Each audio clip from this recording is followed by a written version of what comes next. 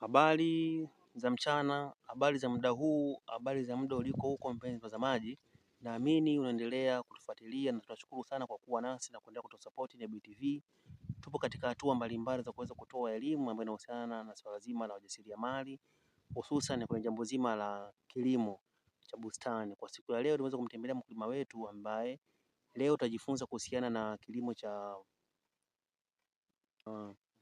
nyanya chungu. Na kilimo cha nyanya chungu hiki tuko na mkulima wetu ataweza kutuelezea hatua mbalimbali ambazo amezipitia kuanzia mwanzo mpaka mwisho, ili tuweze kuangalia kwa leo ambao tumekuja kuangalia pa nyanya chungu zetu. Nyanya chungu ziko vizuri, tayari zimeanza kutoa matunda.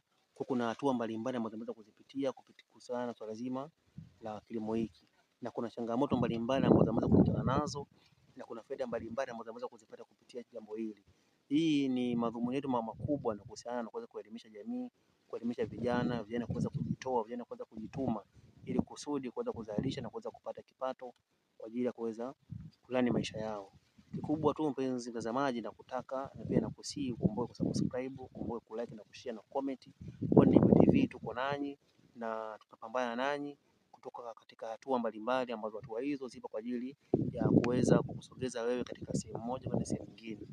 Bila kupoteza muda, nimtambulishe mkulima wetu ili aweze kutuambia. Kama unavyoangalia katika skrini yako hapa mpaka mwisho huko unavyoangalia huko, zote hizi ni nyanya chungu na zipo kwa mkulima wetu. Akuja hapa akatuita tuweza kumtembelea ili tuweze kujifunza vitu mbalimbali. Bila kupoteza muda, mkulima, mambo yanasemaje? Mambo yana salama. Bwana salama. Unaitwa nani na unatokea wapi? Asante. Mimi nimetoka kuna Bakari Mtafuta. Napatikana jiji la Mwangaga. Na mimi ni mkulima wa zao hili la nyanya chungu. Kama hivyo naona mtangazaji. Na zao hili la nyanya chungu nilikutana na misukosuko mingi sana hili zao, kwa sababu hili zao sio zuri sana kwenye kipato cha ili kwa masuala ya pesa, lakini nashukuru kwamba nachopata ndicho nilichokiandaa. Kwa hiyo zao hili, ndugu mtangazaji, nimeanza kama kawaida yangu, nimeanza kuandaa tuta kwa ajili ya hili zao. Nimeanza kuandaa kitalu kwa ajili ya kumwaga mbegu. Nimemwaga mbegu, baada ya mbegu kuota, basi kama unavyoona nimekuja kupandikiza hii miche shamba zima hili, kama unavyoona hili shamba lote. Kwa hiyo ninachoshukuru kwenye hili zao ndio linaanza kuzaa, ndugu mtangazaji, kama hivi unaziona hizi ndogo zinaanza maua na nini. Kwa hiyo zao hili kiukweli haina gharama kubwa kama mazao mengine ambayo ndio kutumika huko nyuma. Kwa hatua ya kwanza, maana kwanza kununua mbegu. Kununua mbegu. Hatua ya pili, nimeandaa kitalu. Nimeandaa haya mashimo kwa ajili ya kupandikiza mmea huu wa nyanya chungu. Ndio. Na hatua ya tatu? Hatua ya tatu nikaanza kupandikiza. Ndio maana unahamisha kutoka kwenye kitalu kuhamishia kule. Nahamisha kama hivi unavyoona, kutoka kuhamisha kama hivi unavyoona ndugu mtangazaji. Na kwa hiyo hapa ndio zinaanza kuzaa, zinaanza kidogo. Na hatua nyingine, yani baada ya kumaliza kuhamisha na kupanda hapa, yaani huduma gani ambayo unaweza kuhudumia kuanzia hapa mpaka kutoa? Okay, sawa. Yaani huduma unahudumia maana ushapanda. Ni kweli. Hii hatua ya kwanza, baada ya kuvuna nikaanza kumwaga mbolea chini. Mbolea uko unatumia mbolea gani? Maana kuna mbolea za kisasa, mbolea za kinyumbani zile. Ni kweli. Mbolea zipo nyingi. Natumia mbolea ya urea ya kizungu za dukani zile. Urea. Kwa hiyo mpenzi mtazamaji, kuna fursa kubwa sana kuhusiana na hawa watu ambao wanajishughulisha na kuhusiana na masuala zima ya kilimo. Kwa hiyo wakulima wengi sana wanahitaji mbolea kama unavyomsikia, wanahitaji mbegu. Kwa hiyo kuna mbegu pamoja na mbolea, ni kitu cha muhimu sana. Pia mkulima pia anatoa ushuhuda hapa kwamba baada ya kumaliza hapo aliweza kutia mbolea. Kitu kingine, baada ya mbolea kupiga mbolea tayari nikaanza kumwaga maji. Maji uko unatumia keni au generator? Natumia keni. Nabeba keni pia lipo shina la nyanya-chungu. Kwa nilifanya hivyo. Baada ya hapo nikaanza kupiga dawa ya wadudu ili kuondoa wadudu ili wasije kuathiri maua. Kwa hiyo mpaka kufikia hivi sasa nimeanza kuzaa. Kwa hiyo bado sijaanza kuvuna, lakini tulianza kuzaa na mimi mpaka kufikia mwezi ya mbele, ili kuanzia mwezi mmoja hivi mbele, basi nianza kuvuna ile zao langu la nyanya-chungu.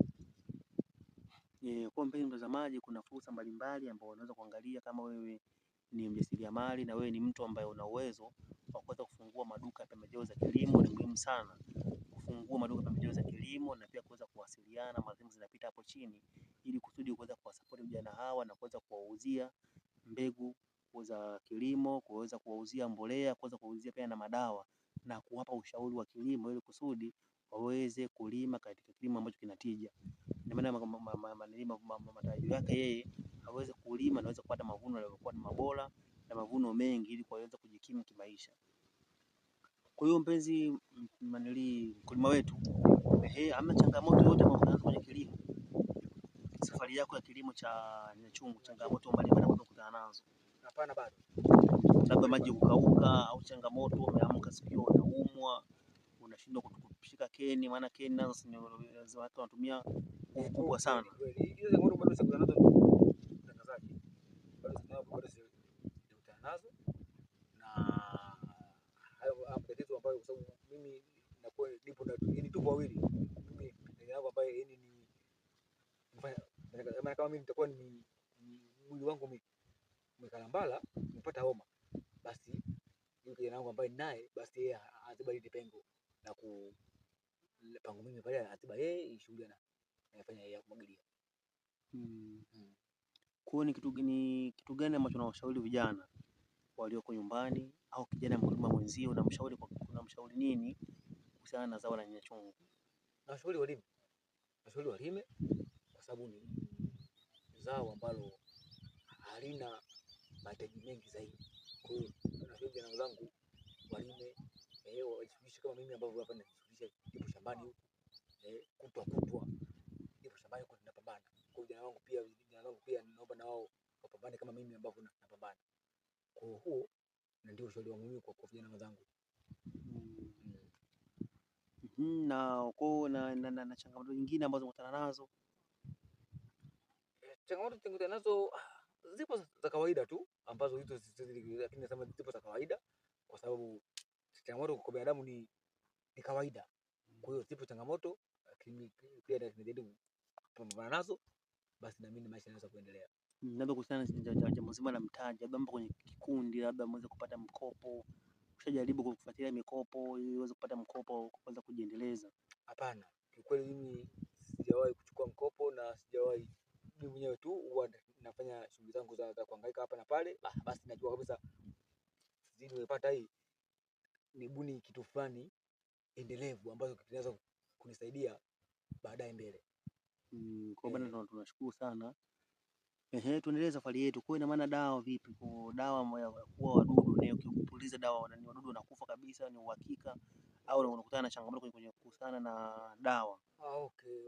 Labda kuna maana kuna wengine ukutana nao wanakuwa wanalalamika kwamba ukipuliza dawa hiyo wadudu dawa haifanye kazi vizuri, wadudu hawafi. Bado tena wanaathiri tena mimea. Hivi kusana na wewe? Mimi bwana, kiukweli ndugu mtangazaji, sijapata bahati hiyo, kwa sababu kwamba toka nimeanza kupiga dawa kwenye haya mazao yangu, kwa hiyo sijapata bahati ya kuwa kwamba kadri ninapopiga dawa kuwa naona wadudu, nikipiga dawa kama hivyo tunavyoona, maana kwamba si dalili ya mjani kuwa mkuto umeathiriwa na mdudu, au tunda lile ambalo linaozaa limeathiriwa na mdudu. Hapana.